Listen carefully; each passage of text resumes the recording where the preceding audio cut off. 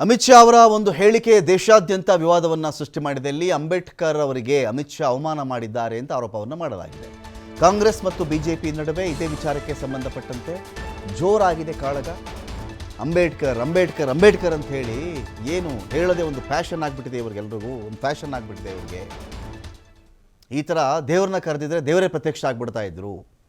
ಈ ಥರ ಒಂದು ಕೂಗೋದೇನೆ ಒಂದು ಫ್ಯಾಷನ್ ಥರ ಮಾಡ್ಕೊಂಡ್ಬಿಟ್ಟಿದ್ದಾರೆ ಇವರು ಅಂಥೇಳಿ ಅಮಿತ್ ಶಾ ಅವರು ಮಾತಾಡಿದರು. ಈ ವಿಚಾರಕ್ಕೆ ಸಂಬಂಧಪಟ್ಟಂತೆ ಹೌದು, ಅಂಬೇಡ್ಕರ್ ಹೆಸರು ಹೇಳುವುದು ನಮಗೊಂದು ವ್ಯಸನವಲ್ಲ, ನಮ್ಮ ಶ್ರದ್ಧೆ ಅದು, ನಮ್ಮ ನಂಬಿಕೆ ಅದು ಅಂತ ಕಾಂಗ್ರೆಸ್ ನಾಯಕರು ಎದ್ದು ನಿಂತ್ಕೊಂಡ್ರು. ಅಂಬೇಡ್ಕರ್ ಹೆಸರು ಹೇಳೋದು ನಮಗೆ ಚಟನೂ ಅಲ್ಲ, ಅದು ವ್ಯಸನವೂ ಅಲ್ಲ, ಅದು ನಮ್ಮದೊಂದು ಅಸ್ಮಿತೆ, ಅದು ನಮಗದೊಂದು ಶ್ರದ್ಧೆ, ಅದು ಸೂರ್ಯಚಂದ್ರ ಇರೋವರೆಗೂ ಅಂಬೇಡ್ಕರ್ ಹೆಸರು ಶಾಶ್ವತ ಅಂಥೇಳಿ ಕಾಂಗ್ರೆಸ್ ನಾಯಕರು ಮಾತಾಡೋಕ್ಕೆ ಶುರು ಮಾಡಿದ್ರು. ಕಾಂಗ್ರೆಸ್ ಮತ್ತು ಬಿ ಜೆ ಪಿ ನಡುವೆ ಏನು ಚಪ್ಪಲಿಗೆ ಹೇಳ್ತಾ ಇದ್ದೀರಾ ಈ ಥರ ಅಂಬೇಡ್ಕರ್ ಅಂಬೇಡ್ಕರ್ ಅಂತ ಹೇಳಿ ಅಮಿತ್ ಶಾ ಅವರು ಮಾತಾಡಿದ್ರಲ್ಲ, ಇದೇ ವಿಚಾರ ದೇಶಾದ್ಯಂತ ದಲಿತ ಸಂಘಟನೆಗಳಲ್ಲಿ, ಪ್ರತಿಪಕ್ಷಗಳಲ್ಲಿ ಆಕ್ರೋಶದ ಕಿಡಿಯನ್ನು ಹೊತ್ತಿಸ್ತಾ ಇದೆ. ಇದು ಸಂಸತ್ ಭವನದಲ್ಲಿಯೂ ಕೂಡ, ಆವರಣದಲ್ಲಿಯೂ ಕೂಡ ಪ್ರತಿಭಟನೆ ಜೋರಾಗಿದೆ. ತಳ್ಳಾಟ ನೂಕಾಟ ಕೂಡ ಜಾಸ್ತಿ ಆಯಿತು. ಅಂಬೇಡ್ಕರ್ ಅವರಿಗೆ ಈ ಥರ ಇವರು ಮಾತಾಡಿದಾರಲ್ಲ, ಅಂಬೇಡ್ಕರ್ ಹೆಸರು ಹೇಳೋ ತಪ್ಪ, ಹಾಗಾದರೆ ಅಂಬೇಡ್ಕರ್ ಹೆಸರು ಹೇಳಬಾರ್ದಾ, ಇದು ಚಟವಾ, ವ್ಯಸನವಾ, ಇದೊಂದು ಫ್ಯಾಷನ್ನ, ಈ ಥರ ಯಾಕೆ ಮಾತಾಡಿದ್ರು ಅಮಿತ್ ಶಾ ಅವರು ಅಂಥೇಳಿ ದೇಶಾದ್ಯಂತ ಈ ಒಂದು ಜ್ವಾಲೆ ಇದೀಗ ಕಾಡ್ಗಿಚ್ಚರಂತೆ ಹರಡ್ತಾ ಇದೆ. ಈ ಥರ ತಳ್ಳಾಟ ನೂಕಾಟ ಆಗ್ತಿತ್ತಲ್ಲ, ಆಗ ಬಿ ಜೆ ಪಿಯ ಸಂಸದ ಪ್ರತಾಪ್ ಚಂದ್ರ ಸಾರಂಗಿ ಬಿದ್ದುಬಿಟ್ರು. ತಳ್ಳಾಟ ನೂಕಾಟ ಆಗಬೇಕಾದ್ರೆ ಮುಖೇಶ್ ರಾಜ್ಪುತ್ ಈ ಥರ ಆಗಿದ್ದಾರೆ, ಬಿದ್ದುಬಿಟ್ಟಿದ್ದಾರೆ. ಅಮಿತ್ ಶಾ ಅವರ ಹೇಳಿಕೆ ವಿಚಾರಕ್ಕೆ ಸಂಬಂಧಪಟ್ಟಂತೆ ಪರ ವಿರೋಧದ ಪ್ರತಿಭಟನೆ ನಡೀತಾ ಇರಬೇಕಾದ್ರೆ ಆಡಳಿತ ಪ್ರತಿಪಕ್ಷಗಳ ನಡುವೆ ದೊಡ್ಡ ಒಂದು ಪೈಪೋಟಿ ನಡೀತಾ ಇತ್ತು, ಪ್ರತಿಭಟನೆ ನಡೀತಾ ಇತ್ತು. ರಾಹುಲ್ ಗಾಂಧಿಯವರು ತಳ್ಳಿಬಿಟ್ರು ಇವರನ್ನು. ಇವರು ತಳ್ಳಿದ್ದಕ್ಕೆ, ರಾಹುಲ್ ಗಾಂಧಿ ತಳ್ಳಿದ್ದಕ್ಕೇ ಪ್ರತಾಪ್ ಚಂದ್ರ ಸಾರಂಗಿ ಬಿದ್ದುಬಿಟ್ಟು ಅವರಿಗೆ ಗಾಯ ಆಗಿದೆ ಅಂತ ಬಿ ಜೆ ಪಿ ಸಂಸದರು ಆರೋಪವನ್ನು ಮಾಡಿದ್ದಾರೆ.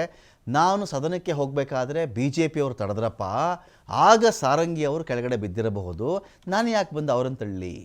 ಸದನಕ್ಕೆ ಹೋಗಬೇಕಾದ್ರೇ ಬಿ ಜೆ ಪಿಯವರೇ ಜೋರಾಗಿ ಮುಗಿಬೀಳಕ್ಕೆ ಬರ್ತಾಯಿದ್ರು, ಅವರವರೇ ತಳ್ಳಿ ಅವರವರೇ ಬಿದ್ದುಬಿಟ್ಟಿದ್ದಾರೆ ವಿನಃ ನಾನು ಬಂದು ಪ್ರತಾಪ್ ಚಂದ್ರ ಸಾರಂಗಿ ಅವರನ್ನು ನಾನು ಯಾಕಪ್ಪ ತಳ್ಳಿ ಅಂತ ಹೇಳಿ ರಾಹುಲ್ ಗಾಂಧಿಯವರು ಸ್ಪಷ್ಟನೆಯನ್ನು ಕೊಟ್ಟಿದ್ದಾರೆ.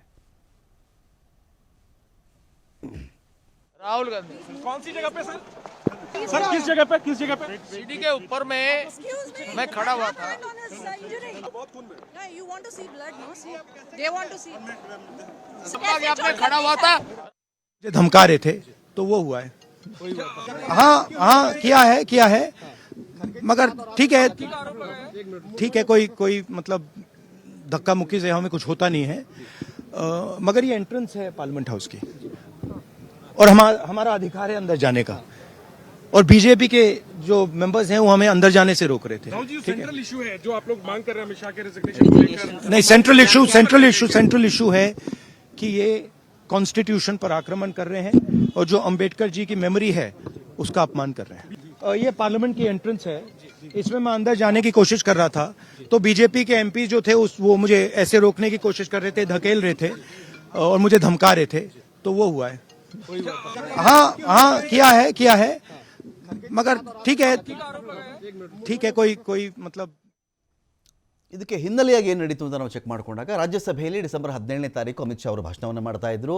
ಈ ಅಂಬೇಡ್ಕರ್ ಅಂತ ಹೇಳಿ ಇವರು ಹೇಳೋದೇ ಒಂದು ಶೋಕಿ ಆಗಿಬಿಟ್ಟಿದೆ. ಇವಾಗ ಅಂಬೇಡ್ಕರ್ ಹೆಸರು ಹೇಳುವುದೇ ಒಂದು ಶೋಕಿ ಮಾಡ್ಕೊಂಡ್ಬಿಟ್ಟಿದ್ದಾರೆ ಇವರೆಲ್ಲರೂ ಕೂಡ. ಇಷ್ಟೊಂದು ಬಾರಿ ದೇವರ ಹೆಸರು ಏನಾದರೂ ಹೇಳಿಬಿಟ್ಟಿದ್ದಿದ್ರೆ 7 ಜನ್ಮಗಳವರೆಗೂ ಇವ್ರಿಗೆ ಸ್ವರ್ಗ ಸಿಗ್ತಾ ಇತ್ತು ಅಂತ ಅಮಿತ್ ಶಾ ಅವರು ಮಾತಾಡ್ತಾರೆ. ಅಮಿತ್ ಶಾ ಅವರ ಹೇಳಿಕೆಯನ್ನು ಅಪಾರ್ಥ ಮಾಡಿಕೊಳ್ಳಲಾಗಿದೆ, ಅಮಿತ್ ಶಾ ಅವರ ಹೇಳಿಕೆಯ ವಿಡಿಯೋವನ್ನು ತಿರುಚಿಬಿಟ್ಟಿದ್ದಾರೆ ಅಂತ ಕೂಡ ಒಂದು ಕಡೆ ಬಿ ಜೆ ಪಿಯವರು ಒಂದು ಕಡೆ ಮಾತಾಡಿದ್ದಾರೆ. राहुल गांधी कौन सी जगह पे सर? सर किस जगह पे? सीढ़ी के ऊपर में मैं खड़ा हुआ था. You want to see blood, no? See, they want to see. यहाँ पे खड़ा हुआ था. राहुल एक फैशन हो गया है, अंबेडकर. इतना नाम अगर भगवान का लेते तो 7 जन्मों तक स्वर्ग मिल जाता. अच्छी बात है ना. सुनिए ना, आप सुनिए ना, मैं बताता हूं. हमें तो आनंद है कि अंबेडकर का नाम लेते हैं. अंबेडकर का नाम अभी 100 बार ज्यादा लो, परंतु साथ में अंबेडकर जी के प्रति आपका भाव क्या है ये मैं बताता हूं. मान्यवर, अंबेडकर जी को देश की पहली कैबिनेट से ಈ ವಿಚಾರಕ್ಕೆ ಸಂಬಂಧಪಟ್ಟಂತೆ ಅಂಬೇಡ್ಕರ್ ಅಂತ ಹೇಳೋದೇ ಅವರಿಗೆ ಶೋಕಿ ಆಗಿಬಿಟ್ಟಿದೆ. ಅಂಬೇಡ್ಕರ್ ವಿಚಾರದಲ್ಲಿ ಅದಕ್ಕಿಂತ ಹೆಚ್ಚಾಗಿ ದೇವರ ಹೆಸರು ಹೇಳಿದ್ದಿದ್ರೆ 7 ಜನ್ಮದಲ್ಲೂ ಸ್ವರ್ಗ ಸಿಕ್ಬಿಡ್ತಾ ಇತ್ತು ಇವ್ರಿಗೆ. ಅಂಬೇಡ್ಕರ್ ಅಂತ ಶೋಕಿಗೆ ಹೇಳ್ತಾ ಇದ್ದಾರೆ ಇವರು ಅಂತ ಹೇಳಿ ಅಮಿತ್ ಶಾ ಅವರು ಕೇಳ್ತಾರಲ್ಲ, ಇದೇ ವಿಚಾರಕ್ಕೆ ಪ್ರತಿಭಟನೆ ನಡೆದಿದೆ. ಈ ಸಂದರ್ಭದಲ್ಲಿ BJPಯ 2 ಎಂಪಿಗಳಿಗೆ ಗಾಯ ಆಗಿದೆ.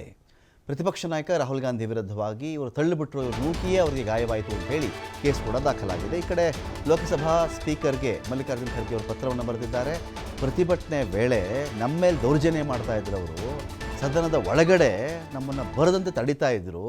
ಅವರವರೇ ತಳ್ಳುಕೊಂಡು ನಮ್ಮನ್ನು ಆಚೆ ಹಾಕಕ್ಕೆ ಬಂದು ಅವರವರೇ ಬಿದ್ದು ಏಟು ಮಾಡಿಕೊಂಡ್ರೆ ಇದಕ್ಕೆ ನಾವು ಕಾರಣನಾ? ಒಂದೇ ಒಂದು ದ್ವಾರದ ಮೂಲಕ ನಾವು ಹೋಗ್ತಾ ಇದ್ವಿ. ಇಲ್ಲೇ BJP ಅವರು ನಮ್ಮನ್ನು ಸದನಕ್ಕೆ ಬರದಂತೆ ತಡಿತಾ ಇದ್ರು. ನಮ್ಮನ್ನು ಎಲ್ಲರೂ ನೂಕ್ಕೊಂಡು ದೌರ್ಜನ್ಯ ತಳ್ತಾ ಇದ್ರು. ಎಲ್ಲರೂ ಕೂಡ ತಳ್ಳಬೇಕಾದ್ರೆ ಅವರವರೇ ತಳ್ಳಿ ಅವರವರೇ ಬಿದ್ದುಬಿಟ್ಟು ನಮ್ಮ ಮೇಲೆ ಹಾಕ್ತಾ ಇದ್ದಾರೆ. ಇದ್ರ ಬಗ್ಗೆ ಸಂಪೂರ್ಣ ತನಿಖೆ ನಡೀಲಿ ಇದ್ರ ಬಗ್ಗೆ ಅಂತೇಳಿ ಖರ್ಗೆ ಅವರು ಒಂದು ಕಡೆ ಪತ್ರವನ್ನು ಬರೆದಿದ್ದಾರೆ. ಮತ್ತೊಂದು ಕಡೆ ಗಾಯಾಳುಗಳಿಬ್ಬರು ಇದ್ದಾರಲ್ಲ, ಅವರಿಗೆ ಫೋನ್ ಮಾಡಿ ಆರೋಗ್ಯವನ್ನು ವಿಚಾರಿಸಿದ್ದಾರೆ ನರೇಂದ್ರ ಮೋದಿ ಅವರು. ಪ್ರತಾಪ್ ಚಂದ್ರ ಸಾರಂಗಿ, ಮುಖೇಶ್ ರಾಜ್ಪೂತ್ ಆರೋಗ್ಯವನ್ನು ವಿಚಾರಿಸಿದ್ದಾರೆ. ದೆಹಲಿಯ RML ಆಸ್ಪತ್ರೆಗೆ ಇದೀಗ ಪ್ರತಾಪ್ ಸಾರಂಗಿ ದಾಖಲಾಗಿದ್ದಾರೆ.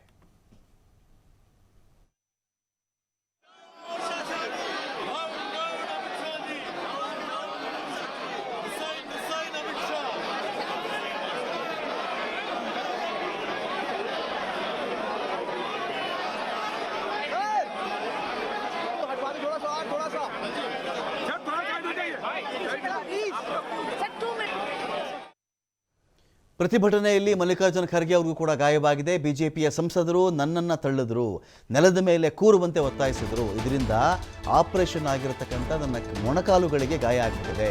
ಕಾಂಗ್ರೆಸ್ ಸಂಸದರು ಕುರ್ಚಿ ತಂದು ಕೊಟ್ಟು ನಂತರ ಅದರ ಮೇಲೆ ನಾನು ಕುಳಿತುಕೊಂಡೆ. ನಂತರ ಕುಂತಾನೆ ಸದನಕ್ಕೆ ನಾನು ಬಂದಿದ್ದೀನಿ. ಪ್ರತಿಭಟನೆ ವೇಳೆ BJP ಸಂಸದರು ದೌರ್ಜನ್ಯವನ್ನು ಮಾಡಿದ್ದಾರೆ. ಇದ್ರ ಬಗ್ಗೆ ಸಂಪೂರ್ಣ ತನಿಖೆ ನಡೀಲಿ ಅಂತೇಳಿ ಲೋಕಸಭಾ ಸ್ಪೀಕರ್ ಅವರಿಗೆ ಮಲ್ಲಿಕಾರ್ಜುನ್ ಖರ್ಗೆ ಅವರು ಪತ್ರವನ್ನು ಬರೆದಿದ್ದಾರೆ.